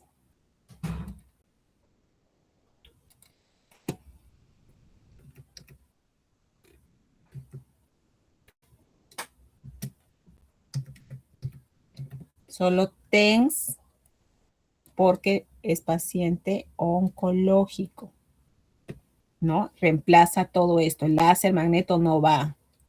El masaje puede continuar, las movilizaciones pueden continuar, la propiocepción también continúa. Entonces siempre lean bien el caso. Si les hablan de algún paciente con cáncer, ya si este paciente tuviera 8 años, ¿no? Igual, no puede utilizar nada que tenga radiación. Tu comodín va a ser el TENS. Así le duela 8/10, así le duela 9/10, tu TENS. No puedes utilizar nada con radiación, ¿ya? En ninguna de las etapas. Ahora, si yo tengo a un paciente, vamos a hacer, si el paciente tiene 8 años, viene por una fractura de olecranon derecho, ya viene en el día 5 por retiro de yeso. En el momento de la consulta, tú lo ves al paciente 8 años, inquieto, alegre, ya sin yeso, ¿no? Viene y tú le preguntas a la mamá, bien, ¿cuál es el motivo de consulta? Ah, mi hijito se ha caído y se ha fracturado el codito. Ya, le preguntas, a ver, Luchito, ¿qué molestias tienes? ¿Te duele el codo? No, no tengo nada, no me duele nada. Haces tus cosas con normalidad, puedes ingerir tus alimentos, puedes jugar con tus amigos. Sí, yo hago todo. Ya, entonces no tiene dolor, ¿no? Muy bien, ahora vamos a examinarte. Entonces, ¿cómo está ese codito? Le haces extender el codo y no completa el rango de movimiento. Entonces, este paciente no tiene dolor, no tiene inflamación, no hay calor en la zona. La única limitación que tiene es el rango de movimiento. ¿Qué terapia le vamos a indicar a ese niño de 8 años para mejorar el rango de movimiento? ¿Se acuerdan qué agente físico habíamos dicho? Hidroterapia. Excelente, hidroterapia. No se olviden de eso. Hidroterapia por sí solo es un esquema de tratamiento solo. Ya sobre todo en niños no vamos a esperar encontrar mucha sintomatología. Ellos por lo general no tienen dolor, solo les van a consultar porque no completan el rango de movimiento por lo general. Siempre acuérdense, hidroterapia, ¿ya? Entonces, si me han entendido este último cuadro, ¿no? Van a entender los casos clínicos que les van a entregar. Por ejemplo, ahí en los forms hay un caso clínico de un paciente típico que les van a preguntar. Paciente con prótesis, vamos a borrar este de acá. Paciente con prótesis de cadera, ¿ya? Tiene 80 años de edad, operado de prótesis de cadera, ingresa a consulta médica 7 días post retiro de puntos, ingresa en silla de ruedas, ¿ya? Al examen físico, el paciente tiene toda la zona de la cirugía tumefacta, caliente, el dolor está en un 8/10, no completa rangos de movimiento. Vamos a armar nuestro esquema de tratamiento. ¿Qué le vamos a indicar a este paciente? ¿Calor o frío? Frío, doctora. Muy bien, compresa fría. En termoterapia profunda, ¿qué le vamos a indicar? Prótesis de cadera. Electroterapia. Ya, muy bien. La electroterapia es la corriente o tensia, ¿cierto? Ese es. Muy bien. ¿Algún otro agente físico le pondríamos?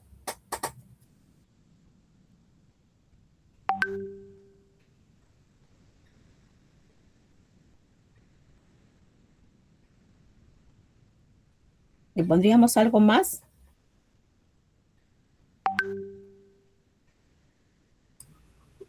Magneto, ¿verdad? Magneto. Ya. Acá se van a acordar de algo. Eso está en sus contraindicaciones en implantes metálicos amplios, como son las prótesis de cadera, de rodilla. Está contraindicado el uso de agentes físicos de calor profundo, como el ultrasonido, el magneto, microondas, onda corta. ¿Por qué? Porque hay literaturas de medicina basada en evidencias que reportan que al calentar el metal, ¿no? El calor profundo al calentar el metal puede producir quemadura interna o también reblandecimiento de las estructuras metálicas, ¿no? Los tornillos se pueden soltar y malogramos la cirugía. En la práctica nunca hemos tenido un efecto de ese tipo, pero tampoco queremos hacernos famosos por una negligencia o un daño a un paciente. Entonces, según la literatura, está contraindicado el uso de calor profundo, ¿no?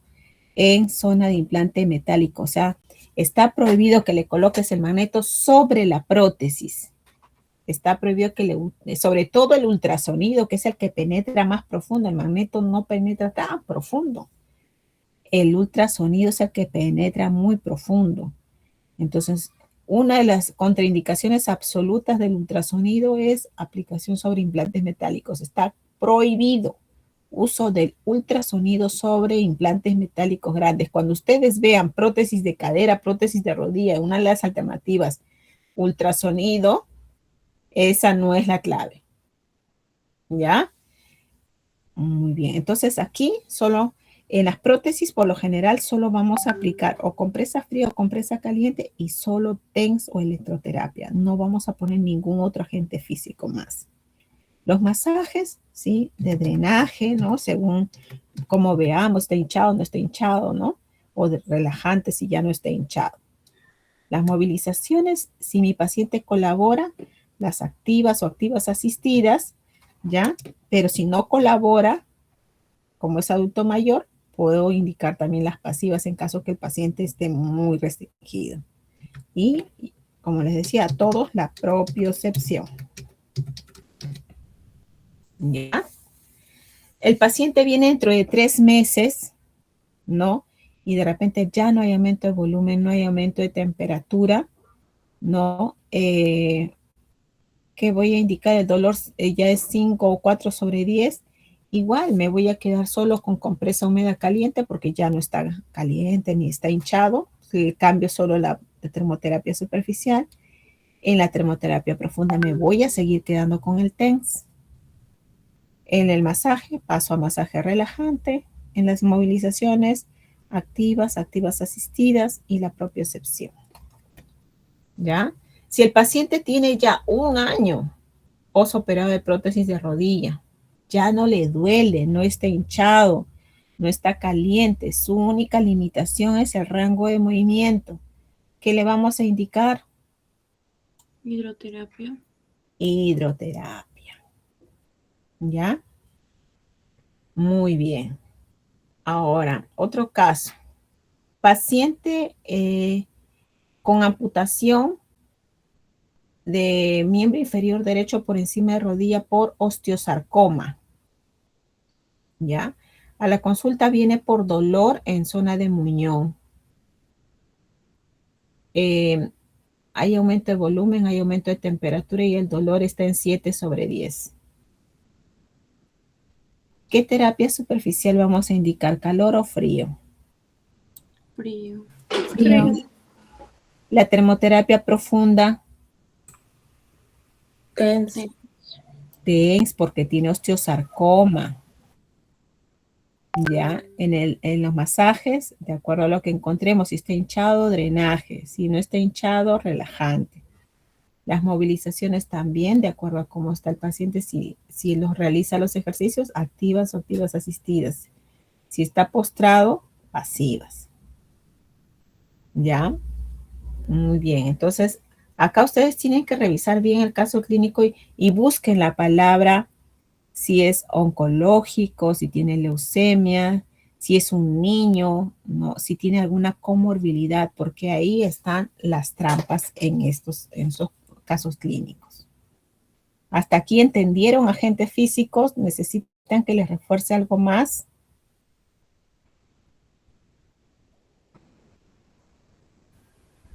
Por ejemplo, ¿cuáles son las contraindicaciones para hidroterapia? No puede entrar a hidroterapia un paciente que tenga problema vascular, ¿no? Trombosis venosa, no puede entrar pacientes con micosis, ninguna herida dérmica, pues ninguna lesión dérmica, no solo porque puede contaminar el agua, sino también porque se puede infectar el mismo, ¿no? Porque tiene una puerta de entrada y ustedes saben que por una pequeña herida podemos generar una infección generalizada.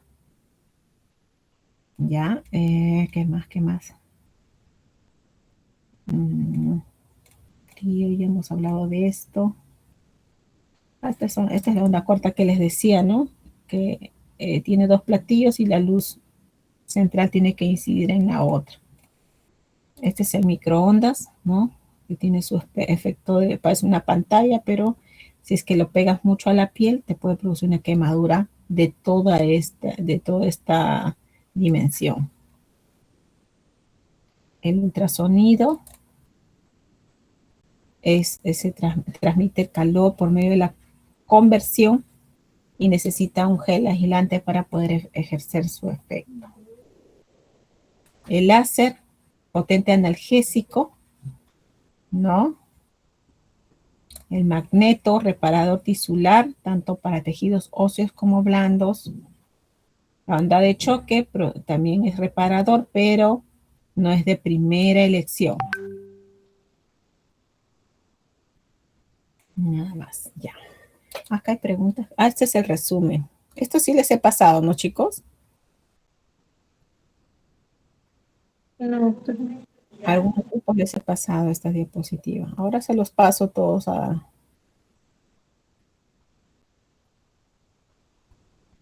Ahora se los paso. Aquí está el resumen de lo que hemos visto ahora. ¿Ya? ¿Qué más nos falta revisar? Este no han hecho, me dicen, ¿no? Entonces, nervios periféricos. Ya, en nervios periféricos, ¿qué tienen que recordar? Que tenemos fibras mielínicas y amielínicas. Las mielínicas transportan o transmiten la información de forma acelerada. Las amielínicas son fibras lentas. ¿Ya? Entonces vamos a tener las capas del nervio, la capa más externa, el epineuro, el perineuro, el endoneuro, ¿no? Y las fibras nerviosas. Luego tenemos las células de Schwann, que son las productoras, ¿no? De la mielina, que van a actuar como el aislante eléctrico que va a facilitar la transmisión del impulso nervioso. Acá para recordar los tipos de fibras, la fibra A delta es la fibra rápida, es la que va a transmitir el dolor nociceptivo, es decir, si yo me pinché con una aguja, ¿no? Ese dolor viaja por las fibras A delta, rapidito hasta ¿no? a la zona cortical, y esta zona va a ordenar el retiro de mi dedo, ¿no? Para que no me siga pinchando, es rapidito, ¿no? Esta es la fibra A delta.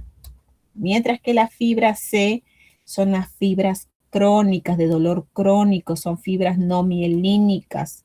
Por ejemplo, esta va a ser las fibras que va a transmitir el dolor neuropático, el dolor del pie diabético. Son fibras que transmiten ese dolor que quema, que arde, que lo acompaña toda la noche, que no lo deja dormir, que el paciente se acuesta y se levanta con el mismo dolor. Esas son fibras lentas, no mielínicas, y son portadoras de la información de dolor crónico.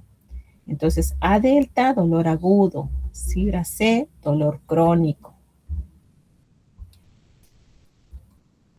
Bueno, toda aquella patogenia, ¿no?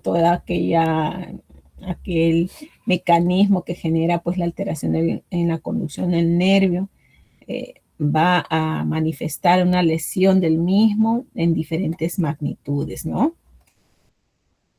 Entonces vamos a tener un daño superficial que se repone pues en cuestión de horas, se restablece toda la conexión.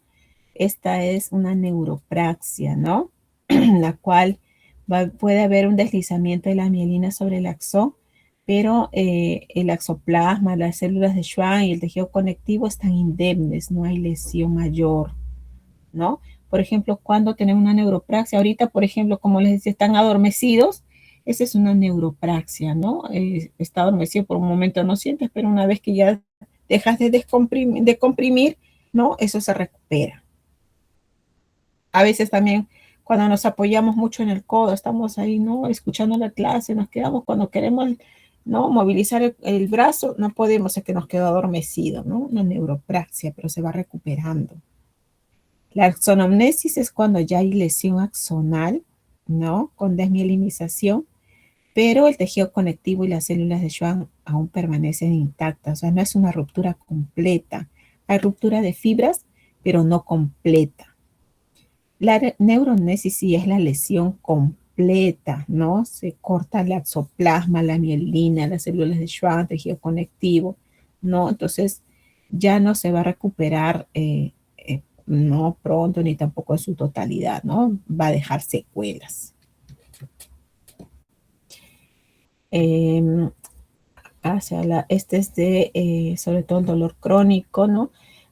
Cuando hablamos de lesión de nervio, sabemos pues que se va instalando el daño de nervio, una parálisis facial, un síndrome en el túnel del carpo, ¿no? Entonces, cuando ya por la clínica nosotros podemos sospechar, ¿no? Ah, tú tienes un túnel del carpo, tienes signo de Tinel, de Fallen, de Flick positivos, ¿ya? Pero, ¿y cómo corroboro yo si realmente tiene el daño de nervio o no? ¿Y qué tan dañado está mi nervio, no? Tenemos que pedir un examen que se llama electromiografía más velocidad de conducción nerviosa y ese se pide a partir del día 21 post ocurrida la lesión, ¿no? O sea, a partir de la tercera semana. Ya no se pide al inicio porque puede salir una respuesta muy exagerada. Este es el dolor neuropático que viaja por las fibras C.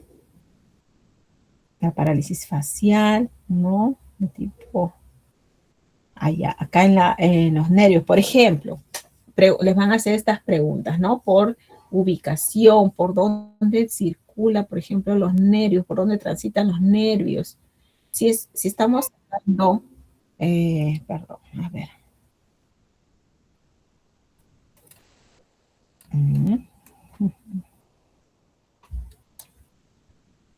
No hay nadie, me salió que alguien quería entrar. Ya. Por ejemplo, mira acá las ramas, ¿no? ¿Qué ramas forman el nervio radial, el cubital y el mediano? Por ejemplo, acá tenemos el hueso del húmero. Vemos que el nervio radial, ¿no? Va a dar la vuelta, ¿no? Por toda la cara interna y el dorso del tercio medio del húmero. Entonces, las fracturas de tercio medio del húmero pueden generar problemas o daño de nervio radial. Lesiones, fracturas a nivel de la clavícula van a dar lesiones de plexo braquial. Lesiones en la parte distal del húmero, ¿no? Van a dar lesión de nervio cubital, ¿ya? Entonces, nosotros, las lesiones a nivel de la epífisis, ¿no? Del húmero o tercio proximal va a dar lesión de nervio axilar, ¿ya? Entonces, el año pasado les han hecho una pregunta, ¿no? Paciente tiene una fractura en tercio medio del húmero. Al examen físico presenta mano caída, mano en gota. Marca usted la alternativa correcta. ¿Cuál es el nervio probablemente dañado o afectado. Ahí les ponen plexo braquial, radial, cubital, medianos, les van a poner esas alternativas. Entonces, en su clase teórica yo me imagino que les han recalcado que fractura en tercio medio predispone a lesión de nervio radial. ¿Ya? Por ejemplo, nosotros tenemos pacientes que vienen a consulta médica, ¿no? Postoperado de fractura de tercio medio del húmero.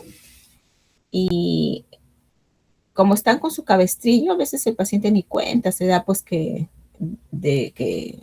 no está movilizando la mano, él piensa que es parte del proceso de evolución de su cuadro clínico, ¿no? Entonces nosotros agarramos y vemos la mano con cambio de coloración, hinchada, ¿no? Le pedimos que haga la movilización de los dedos, ¿no? Y el paciente mueve los dedos, pero a la hora que le pedimos que levante, que haga una flexión dorsal de muñeca, ¿no? Hiperextensión o flexión dorsal de muñeca, el paciente no puede movilizar, ¿ya? Pero sí puede flexionar la yema, los deditos. Entonces, definitivamente, si hay flexión de dedos, no va a haber lesión de plexo braquial, y menos aún por la ubicación de la fractura. La fractura es tercio medio de húmero. Entonces, nosotros vamos evaluando la sensibilidad y todo eso, y si nuestra sospecha es lesión de nervio radial, ¿no? Lo que tenemos que hacer entre una fractura de húmero y lesión de nervio radial, prima el tratamiento para el nervio, porque el nervio tiene que ser atendido lo más pronto, porque si no, este nervio pues ya pierde la oportunidad de poder recuperarse, ¿ya? Prima la lesión del nervio en el tratamiento de rehabilitación,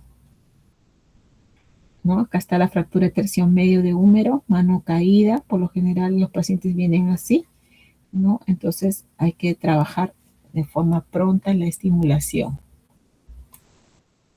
¿no? La mano, la lesión del nervio cubital se va a caracterizar por la mano en garra, ¿no? El paciente tiene hipoestesia a nivel del quinto y parte del cuarto dedo, pero por lo general su manito, ¿no? Clínicamente va a ser la mano en garra, ¿no? Y va a haber hiperextensión de los, metacarpianos. Este que es nervio mediano, este nervio inerva pues los 3 dedos y medio, ¿no? De la mano. Va a tener examen clínico con signos típicos, ¿no? El Tinel, el Fallen y la maniobra de Frick, que es sacudir los dedos, ¿no? Si todo esto no sale positivo, pues la sospecha diagnóstica es alta, ¿no? Como corroboro con una electromiografía, ¿no? Las lesiones de nervio ciático popliteo, ¿no? Va a caracterizar pues por las caídas de pie, pero por una cirugía, por ejemplo, de cadera, ¿no? Esto va a generar, puede dañar el nervio a este nivel y generar pues las limitaciones a nivel distal. Otra lesión típica es la caída del pie, pero por una fractura a nivel de la cabeza del peroné. La cabeza del peroné, por ahí va a circundar el nervio peroneo común, ¿no? Entonces, este paciente, a veces el paciente está operado de la fractura de cabeza de peroné, ¿no? Y a la hora que tú le evalúas, el paciente no puede hacer flexión dorsal del pie, ¿no? El pie cae, el pie está caído, ¿no? Entonces tú le haces caminar y el paciente, ¿no? Tiene pie caído. Y eso no es parte de la evolución de una fractura, pues, de esta zona, ¿no? Esa es una lesión de nervio, entonces tienes que pedir el examen para corroborar el diagnóstico y pasar a priorizar el daño de nervio, ¿no? Por encima de la fractura. Entonces, el tratamiento de un paciente con lesión de nervio, ¿no? Primero, el paciente va a venir por parestesias, por dolor, por limitación en el movimiento, por disminución de la sensibilidad, ¿no? Entonces, ¿qué vamos a hacer en ellos? En cuanto a agente físico también, ¿no? Su compresita son húmedas calientes, si es que no está hinchado, si es que está hinchado también su hielito, su corriente para el dolor. En este caso, en los pacientes con lesión de nervio, va mejor con las corrientes, más que el láser, alivia mucho más el dolor con la corriente analgésica o TENS. Se le pone ultrasonido también para poder desinflamar. Se le puede agregar magneto para ayudar a reparar más rápido ese tejido nervioso dañado. ¿Ya? Si quiero recuperar la función motriz, no, o el rango de movimiento, le puedo aplicar hidroterapia. Si quiero también, o sea, si la función motriz está bastante afectado, tengo que trabajar con el área de terapia ocupacional también para que pueda recuperar la fuerza en las manos, la presión, ¿no? La destreza manual en general, ¿no? Ahí terapia ocupacional prima importancia en los pacientes que tengan lesión de nervio. Cuanto más temprano intervengas en una lesión de nervio, menos secuelas te puede quedar. Si tienes una lesión de nervio y no la reparaste a tiempo, pongamos pues, nosotros hemos tenido pacientes, yo he tenido pacientes con la lesión de plexo braquial que no fue identificado a tiempo, ¿no? Y cuando ya había la sospecha clínica, ya había pasado demasiado tiempo. Entonces, en ese paciente ya no pudieron hacerle alguna cirugía reconstructiva. Tenían que esperar que pase más de un año hasta que enfríe bien la lesión y después recién ser candidato a hacer las transposiciones tendinosas para poder mejorar en algo la función de estos pacientes, ¿no? Por ejemplo, una lesión de plexo braquial, la mano queda caída, ¿no? Mano en gota, no logra hacer flexión de dedos, no, nada de movimientos. Entonces, una mano en gota no es funcional, es una mano caída, ¿no? Si yo quiero que este paciente por lo menos participe de repente en su alimentación o pueda coger algún objeto, aunque sea por golpe, mi mano tiene que estar en posición neutra, o sea, posición de 0 grados. Entonces, para eso se le hace una transposición tendinosa, sobre todo los flexores, ¿no? Y lo que se hace es que la mano quede en una posición neutra para que no esté caída y sea más funcional. Y aunque sea por golpe, ya puede realizar algunas actividades básicas. Este es un paciente que está trabajando en fortalecimiento muscular con el Theraban. Y aquí abajo tenemos las ayudas biomecánicas como el ortético tobillo-pie en casos de los pacientes que tengan caída de pie, ya sea por lesión de ciático, popliteo, ¿no? o peroneo, ¿no? Entonces, ¿qué hace esto? Evita que la punta de pie caiga, ¿no? Y se tropiece y pueda tener un esguince o fractura también a nivel de tobillo. Este es un OTP, pero rústico, ¿no? Que el licenciado de terapia física o el ocupacional a base de elásticos le confeccionan al paciente para poder ayudarle, ¿no? Mientras el paciente, pues, adquiere su OTP. Bien, entonces, hasta aquí alguna pregunta, chicos. ¿Dudas? No, doctora. ¿No? ¿Todo claro? ¿Están practicando los forms? Este no es.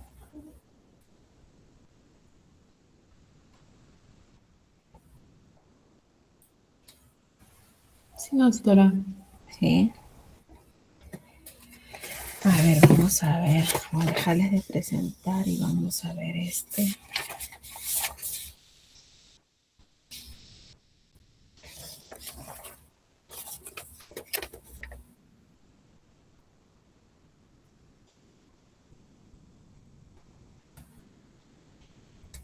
Les voy a dejar.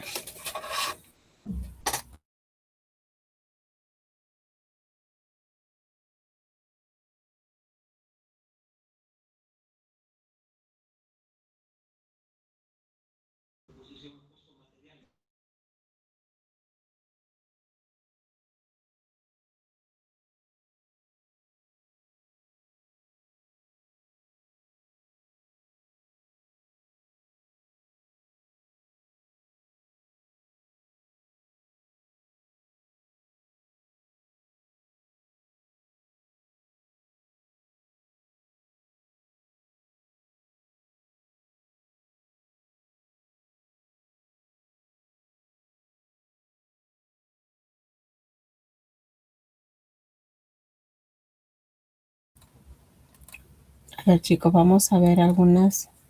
Tengo un banco, vamos a ver. Algunas son para ustedes, otras no. Vamos a ver qué tanto les puede ayudar. A ver, vamos leyendo esto, a ver.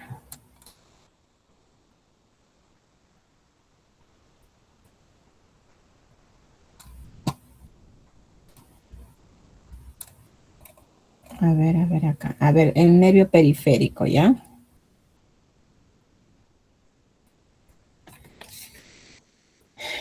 A ver, vamos.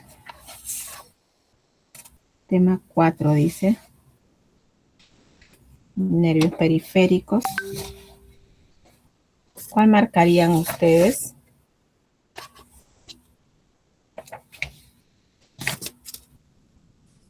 Radial. La C, doctora. Radial, doctora, sí. Muy bien, la sé. A ver aquí.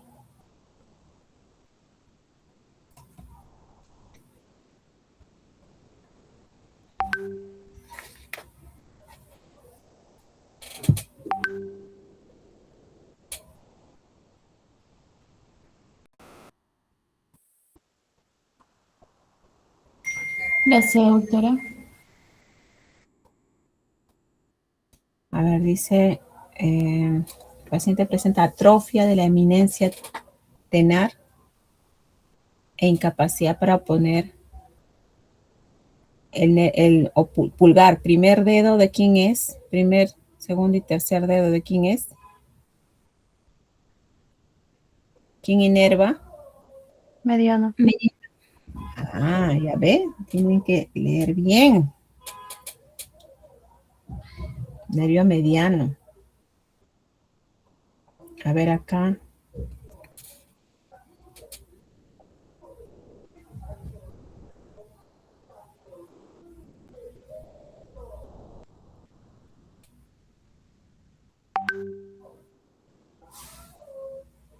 ¿Se acuerdan cómo se llama la parálisis facial o de? Signo de Bell. Es la C. Ujú. Así es, parálisis, signo de Bell. A ver acá la 4.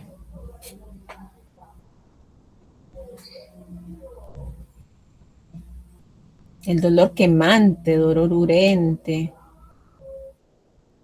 En paciente diabético, ¿cómo se llama? Polineuropatía. La B. Así es. Acuerda, ahí dice diabetes mellitus y el dolor que quema, que arde, que le acompaña todo el día, es en la polineuropatía diabética.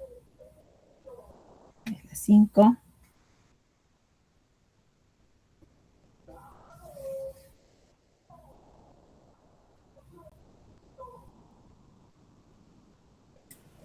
Neuromesis, la C, doctora. Así es, una lesión completa, ¿no? Hay una sección completa, dice interrupción completa del axón y las vainas, o sea, está roto por completo. A ver, este de acá lo vamos a dar. Enter.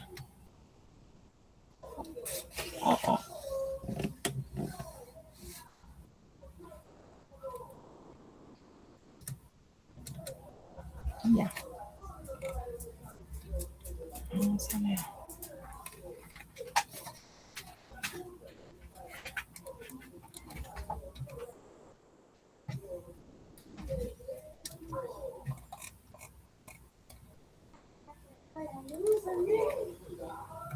Ya, a ver aquí.